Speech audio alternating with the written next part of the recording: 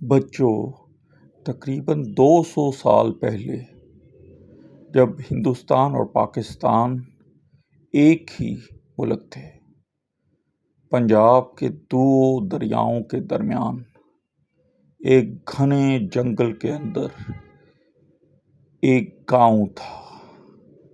اس گاؤں کے لوگ بڑی ہنسی خوشی زندگی گزارتے تھے۔ صبح سویرے اپنے جانوروں کو لے کر کھیتوں میں جاتے، کھیتوں کا کام کرتے، دودھ نکالتے اور شام کو اپنے گھروں کو آ جاتے، اور شام مغرب کے بعد اپنے بیٹھکوں میں بیٹھ کر ایک دوسرے کے دکھ درد سنتے۔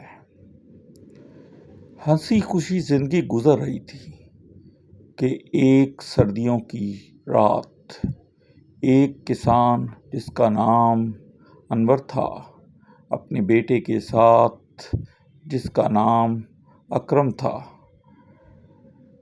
اپنے کھیتوں کو پانی لگانے کے لیے روانہ ہوا۔ یہ کوئی رات آدھی کے قریب کا وقت تھا۔ جب اس نے پیچھے مڑ کر دیکھا تو اسے بہت بڑا اژدہا نظر آیا۔ اس اژدہے نے اس کے بیٹے کو کھا لیا تھا۔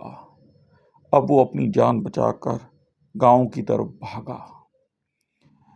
جب گاؤں والے صبح اٹھ کر اس طرف گئے تو دیکھا کچھ نہیں ہے، بس خون کے نشانات ملے۔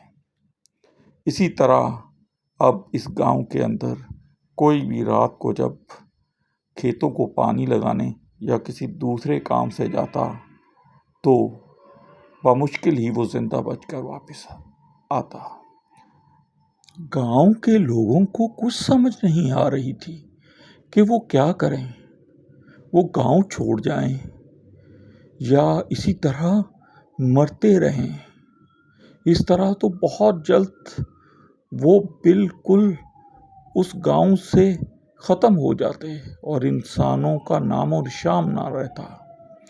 اسی اثنا میں مسجد کے مولوی نے ایک اعلان کیا کہ گاؤں کا سب سے پاکیزہ انسان، شخص یا لڑکا جس نے کبھی کوئی جھوٹ نہ بولا ہو اور اللہ کی فرض نمازیں، روزے اور دوسرے فرائض باقاعدگی سے ادا کرتا ہو، وہ اس کام کو انجام دے۔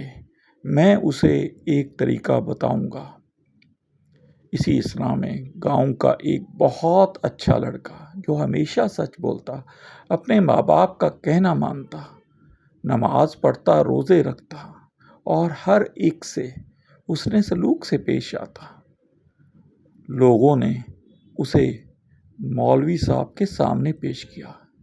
مولوی صاحب نے اسے ترکیب بتائی اور یوں ایک رات سب گاؤں والے اکٹھے ہوئے اور پلان کے مطابق رات 3 بجے ایک آدمی بیل لے کر اس علاقے کی طرف گیا جہاں پر اژدہا تھا، اور باقی بہت ساری کلہاڑیاں لے کر پیچھے چھپ گئے۔ جیسے ہی اژدہے نے بیل کی آواز سنی تو وہ بیل کو کاٹنے کے لیے آگے بڑھا اور پیچھے سے گاؤں والوں نے حملہ کر دیا۔ اژدہا یہ سمجھتا رہا کہ آگے والے اس پر حملہ کر رہے ہیں۔ یوں گاؤں والوں نے مل کر اس اژدہے کا خاتمہ کر دیا اور اللہ نے اس لڑکے کی مدد سے جو بیل لے کے آگے چل رہا تھا، گاؤں والوں کو کامیابی